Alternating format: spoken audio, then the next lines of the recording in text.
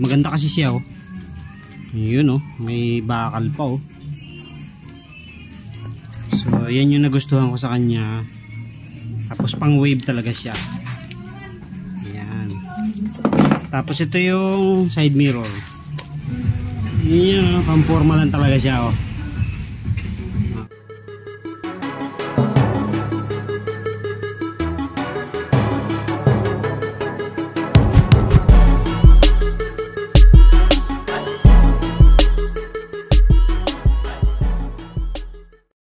Sa inyong lahat mga kabitan, mayroon tayong unbox pyesa ng ating wave, mga pailan-ilan pa rin pang completion natin.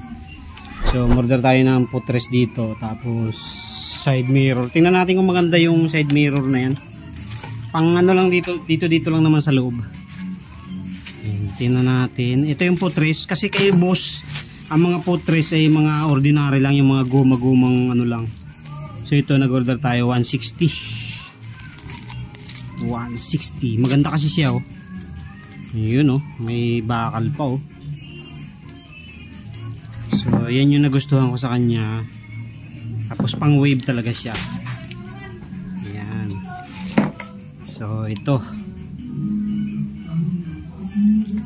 Tapos ito yung side mirror.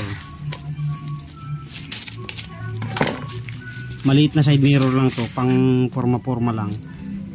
Meron naman side mirror ako dyan ng mga pang standard. Ito pang dito lang naman kasi 5 pa naman siya eh. So saka na natin lagyan ng side mirror na maganda kapag ipaparehistro na natin. Yan oh. Yan oh, pang forma lang talaga siya oh. See? Liit. See? Kakabit natin, abangan nyo yung pagkabit natin ito.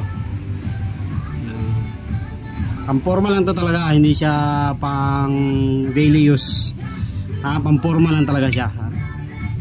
Kung ipapang daily na natin, na-registro natin, siservisin natin sa trabaho, ay lalagyan natin ng side mirror kasi marami naman ako dyan side mirror na standard. So yun lang mga kaduit, i-install lang natin yan mamaya.